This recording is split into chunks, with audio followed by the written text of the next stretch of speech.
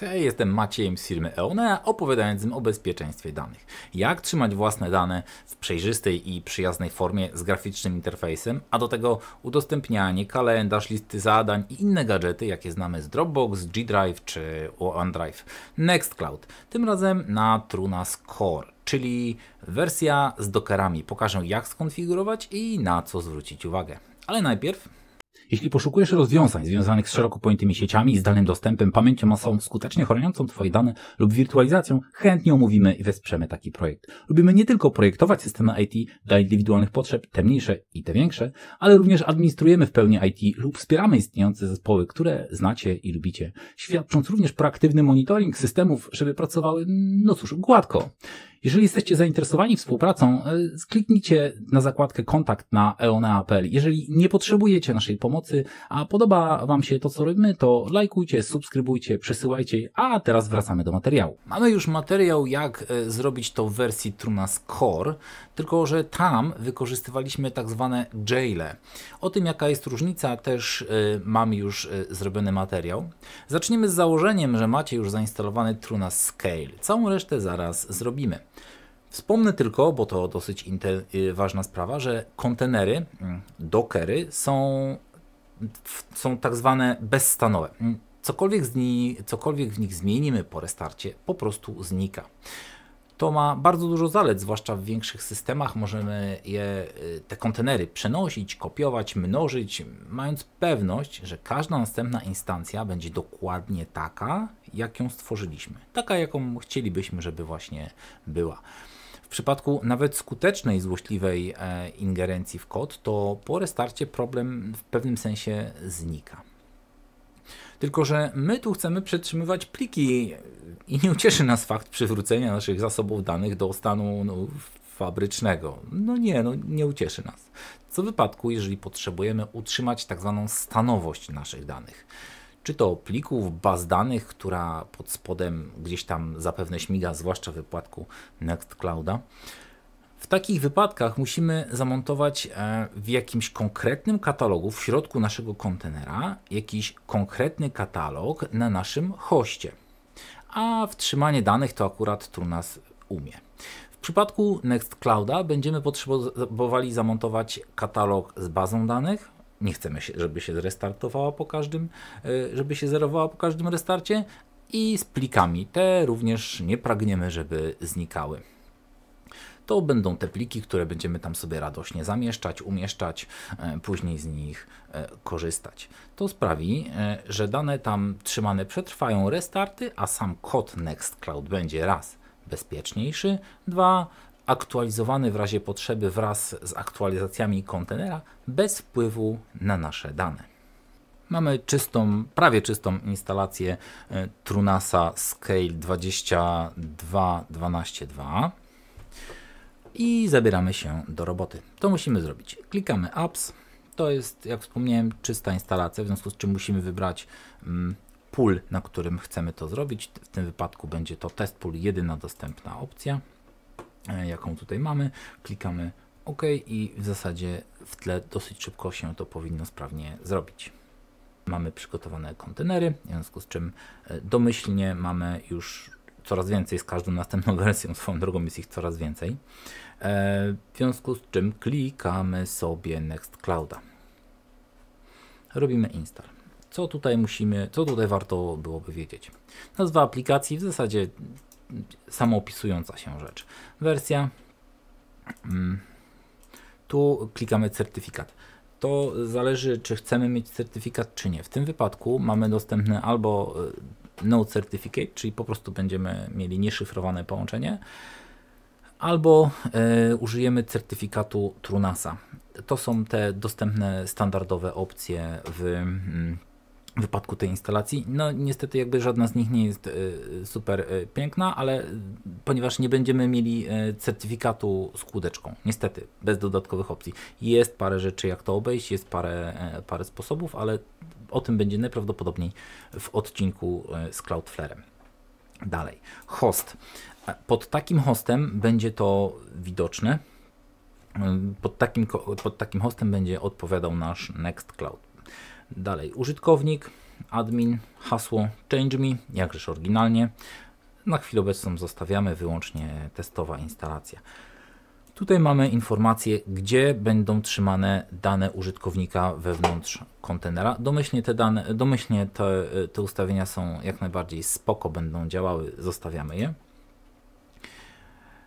Instalacja FFmpeg prawdopodobnie pomaga w animowaniu pewnych rzeczy, czy wyświetlaniu filmów. Port, na którym będzie widoczny nasz Nextcloud. Jesteśmy sobie w stanie tutaj teoretycznie wybrać wszystkie możliwe porty, oczywiście pomijając już te zajęte na przykład przez samego TrueNASa. Natomiast ten szablon dostarczony przez TrueNASa niestety nie umożliwi nam zmiany portu na niższy niż 9000. To może utrudniać trochę sprawę, natomiast są na to jakby też obejścia. Natomiast w wersji podstawowej, powiedzmy, klikamy sobie 9001, zostawiamy i OK. Zmienne środowiskowe dla Nextclouda, o tym opowiem troszeczkę później. Jak już wspomniałem, musimy gdzieś zamontować te nasze wolumeny. Ten wolumen tyczy się samych danych. Tylko że, no właśnie, krótko, szybko. Stwórzmy sobie miejsce na przechowywanie naszych danych. Dataset stworzony. Wewnątrz tego Nextclouda stworzymy 3. DB Database.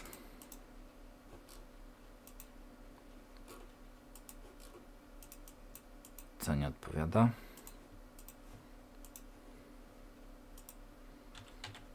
DB Save.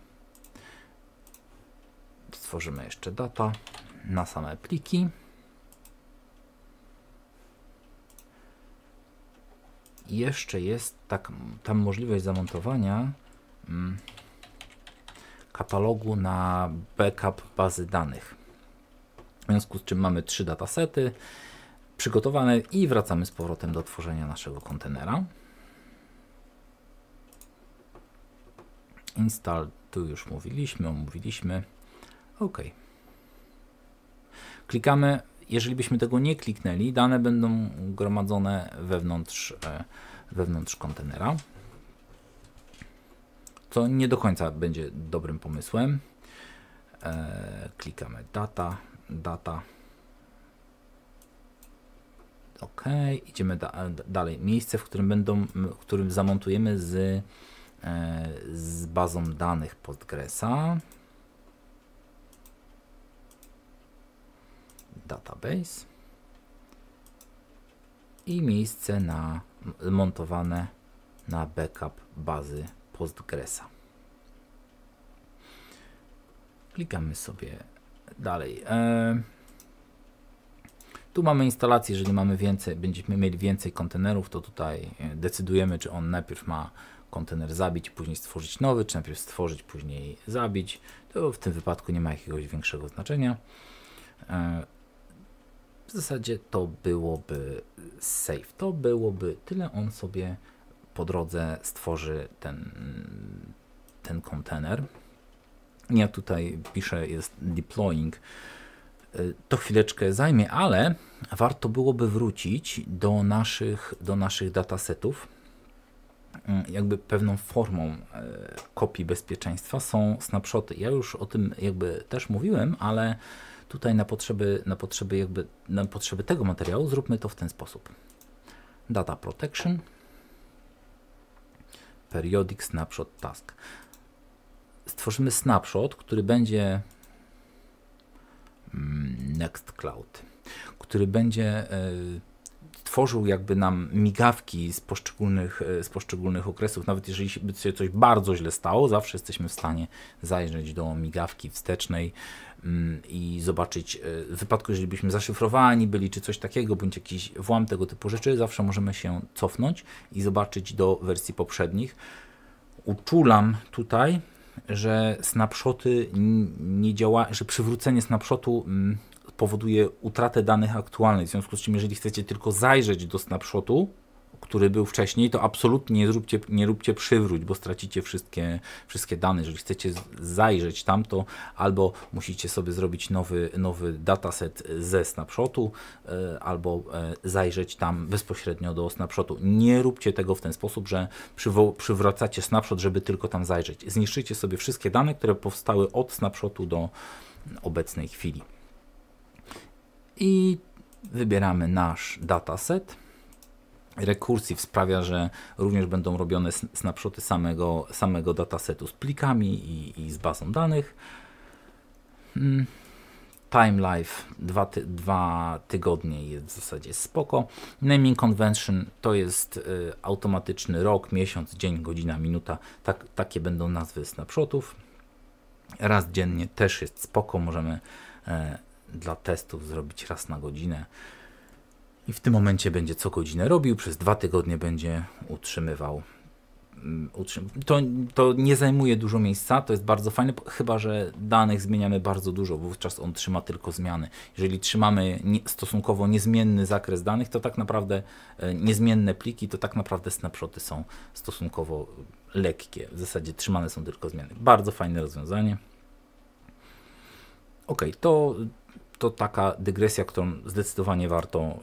której zdecydowanie warto pamiętać. W międzyczasie zbudował nam się tutaj kontener Nextclouda. Mamy 2.2 Active. Co musimy zrobić, żeby się tam dostać? Tu mamy informację, że on słucha na porcie 9001, ale mamy prostszą wersję. Klikamy w portal. Admin. Change me. I jesteśmy zalogowani. Tylko tyle i aż tyle. Dosyć prosta sprawa. Teraz możemy sobie w ramach kończenia całości zainstalować to na Windowsie. Nextcloud Client Download. Aplikacja na desktop Windows 10 64 bity.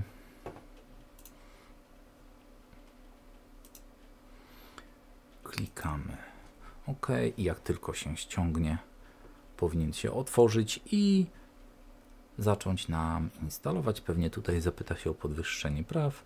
To powinno wyjść. Nie, najpierw mamy OK. Tak. Żeby zaingerować w trzewia systemu Windowsa, potrzebuje podwyższenia uprawnień. Launch Nextcloud OK. On chce tu zrestartować komputer. Nie jest to niezbędne do działania. Później zdecydowanie warto to zrobić. Nam tu na chwilę obecną nie jest to potrzebne do działania. Jak już poprawnie zainstaluje nam się aplikacja, po prawej stronie na dole powinniśmy mieć ikonkę z naszym Nextcloudem. Klikamy dodaj nowe konto i klikamy zaloguj. Tutaj, nie to. Tutaj musimy wpisać dokładnie ten adres, którego używamy, żeby się dostać do naszego Nextclouda.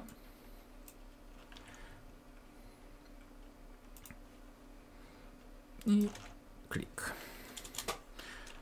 Z przodu HTTP. Klikamy dalej. Prawdopodobnie ze względu na problemy z certyfikatem dostaniemy ostrzeżenie bezpieczeństwa. Admin. W tym momencie logujemy, zatwierdzamy przeglądarkę w naszym Nextcloudzie, dodajemy jej dostęp, OK, połączono, wracamy do instalacji naszego Nextclouda i po lewej stronie mamy serwer Nextclouda i użytkownika, po prawej katalog lokalny, z którym będzie połączone wszystko to, co jest na naszym Nextcloudzie. Dosyć ciekawa funkcja, użyj plików wirtualnych, bardzo fajna sprawa. Jeżeli mamy jakiś mały komputerek, którego używamy czasami, a danych na Nextcloudzie mamy sporo, to warto użyć tej funkcji, ponieważ ta funkcja sprawi, że będziemy pobierać tylko te pliki, których w danym momencie potrzebujemy. Czyli jeżeli pliki są bardzo ciężkie, a my ich absolutnie nie używamy, chcemy dostęp do kilku plików na jednym, na przykład z naszych laptopów, to jest bardzo fajna opcja. Będziemy ściągać tylko te pliki, które realnie używamy. Klikamy połącz. Zrobione. Synchronizowane. Pięknie.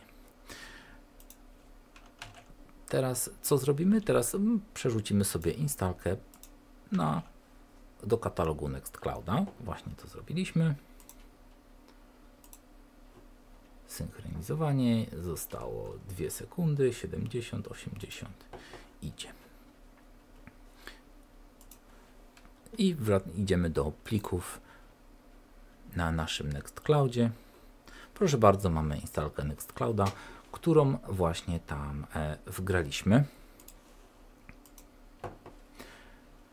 To byłoby w zasadzie tyle. Teraz troszeczkę z samej instalacji i używania, teraz troszeczkę ciekawostek.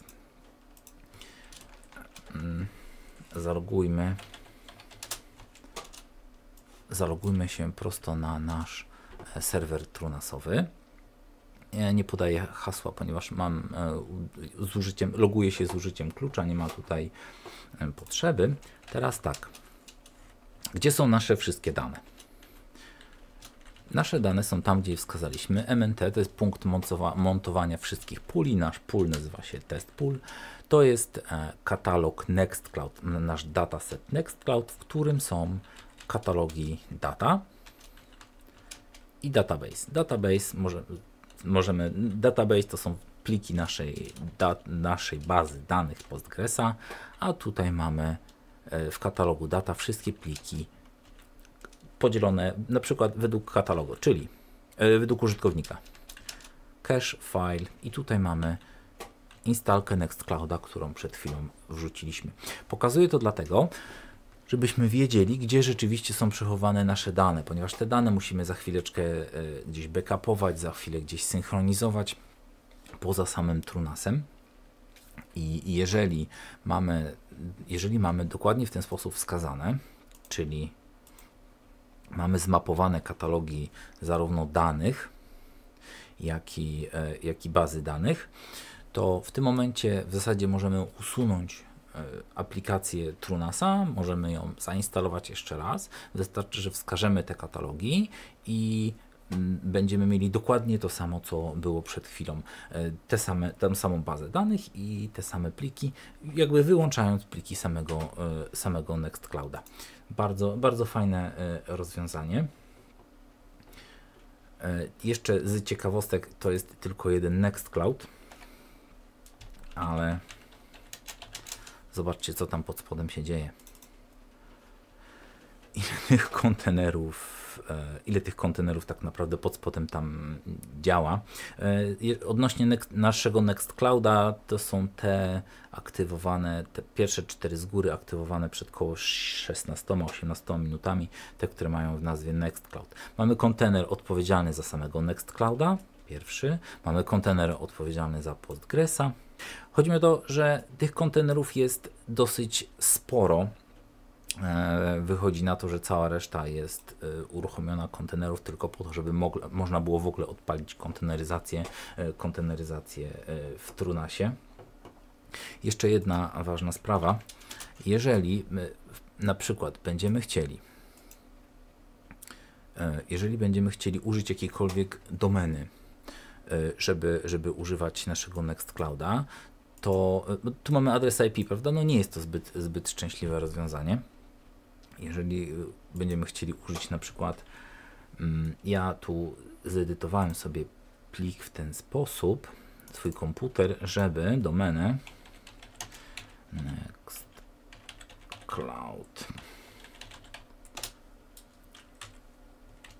ping Nextcloud, żeby domenę Nextcloud EONA, widział pod tym naszym adresem. Zrobiłem to dlatego, że chciałbym coś pokazać. Ojejku. No właśnie.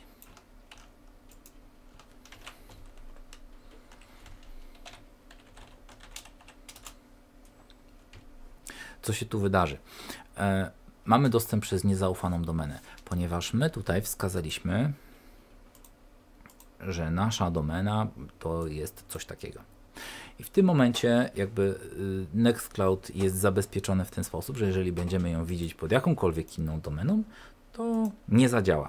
I to jest bardzo fajne rozwiązanie. To jest generalnie dobry pomysł. Natomiast co z tym teraz zrobić? Już pokazuję. Idźmy do plików naszego Nextclouda. I tak jak pod katalogiem data mamy wszystkie pliki, tak pod katalogiem config mamy konfigurację naszego Nextclouda. I to, co tu zmienimy, to już się nie zmienia. To też warto powiedzieć, że część danych, które mamy tutaj ustalane, jest ustalana tylko w wypadku instalacji. Czyli jeżeli ten katalog jest pusty, jest wykonywane kilka czynności i chociażby te dane, zaufane domeny są, nawet jeżeli byśmy tutaj teraz zmienili, to ona się w GUI to ona się nie zmieni, ponieważ te dane są wykorzystywane tylko przy instalacji. Co musimy zrobić? Musimy tutaj dopisać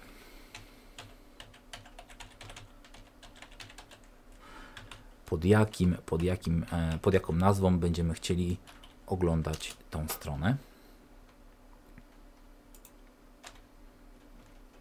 I klikamy odśwież. No co tam?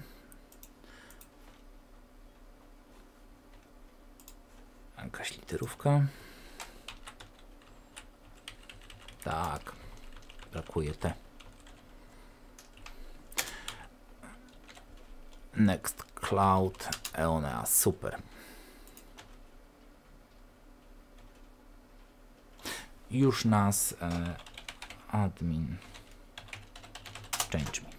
I już nas wpuści. To też zdecydowanie warto wiedzieć, ponieważ zapewne na końcu chcielibyśmy pod jakąś konkretną nazwą pokazywać tego naszego Nextclouda, niekoniecznie pod adresem IP.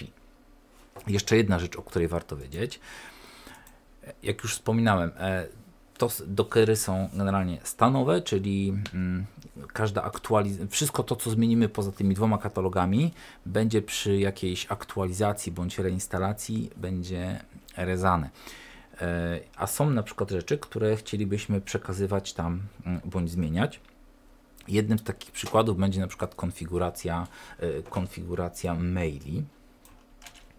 Mamy to opisane tak, żeby nasz Nextcloud mógł wysyłać maile. Jakiekolwiek grzebanie tam może po prostu napisać zmiany. Dlatego warto wiedzieć, że istnieją coś takiego jak zmienne przekazywane do kontenera. No, tu jest instrukcja na Docker Hubie, jak to zrobić, i dla przykładu będzie mail adres snmp name, przekażmy sobie, pokażę z grubsza, o co chodzi. Tego nie potrzebujemy. Listujemy sobie nasze kontenery i ten, o który nam chodzi, to jest on się nazywa Nextcloud, ale co warto, to będzie ta nazwa, już pokazuje, gdzie się pokazuje ta nazwa. Ta nazwa pokazuje się po prostu, jeżeli będziemy chcieli zrobić shell log, to mamy dwie nazwy kontenerów. Jeden to jest Postgres, a drugi to jest nasz Nextcloud. Końcówka NGS. Wracając. I to jest ta końcówka. To jest ta końcówka NGS. O ten kontener nam chodzi. Pobieramy ID kontenera. Robimy docker inspect nazwę kontenera i wychodzi nam bardzo wiele ciekawych rzeczy. To są dane już odnośnie tego konkretnego kontenera. Tu mamy jego status.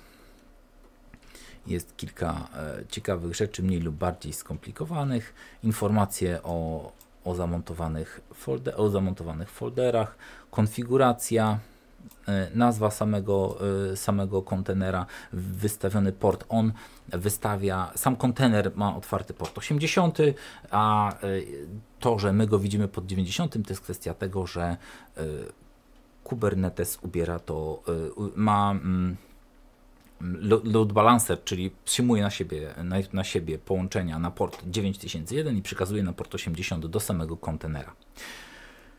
I tu są te zmienne, o których mówiliśmy. Zwróćmy uwagę, mamy login, mamy hasło Postgresa i przeróżnych innych wiele rzeczy.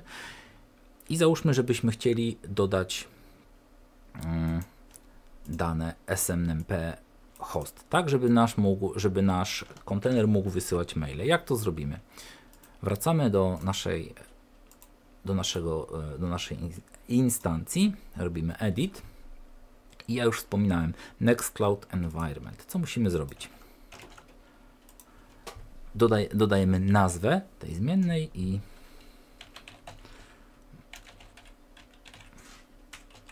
i nazwę hosta. W tym wypadku nie będzie zupełnie zmyślony, nie ma to żadnego znaczenia. Klikamy Save. On musi teraz, używając polskiego słowa, zredeployować kontenery. Jak już to zrobił, nie ma takiego obiektu, ponieważ to nie jest ten sam kontener. Musimy zrobić jeszcze raz. To jest, jak już wspomniałem, upewnijmy się, ale tu nie widzę, mało prawdopodobne, żeby się cokolwiek zmieniło. Tak, VV5 końcóweczka samego kontenera i to jest dokładnie ten. W związku z czym bierzemy sobie jego ID, robimy inspect i mamy tutaj nasz SNMP host. Oczywiście ta zmienna nic nam bezpośrednio nie zmienia, trzeba byłoby jeszcze login i hasło tutaj ustalić, ale to jest jeden ze sposobów, jak możemy to zrobić, nie edytując ręcznie pliki, tylko w sposób, że się tak wyrażę, właściwy. Tak wygląda instalacja Nextcloud w kontenerach na bazie Truna Scale. Fajne narzędzie, pamiętajcie jednak, żeby zawsze mieć plan B na wypadek nieprzewidzianej awarii. Swoją drogą mało jest tych przewidzianych awarii, nieprawdaż? Dzięki, że zostaliście do końca. Mam nadzieję, że się podobało. Jeżeli jesteście zainteresowani współpracą, kliknijcie zakładkę kontakt na eonea.pl. Jeżeli nie potrzebujecie naszej pomocy, a podoba Wam się to, co robimy, będziemy wdzięczni za wsparcie w postaci lajków, łapek, subskrypcji. Jeszcze raz dzięki. Hej!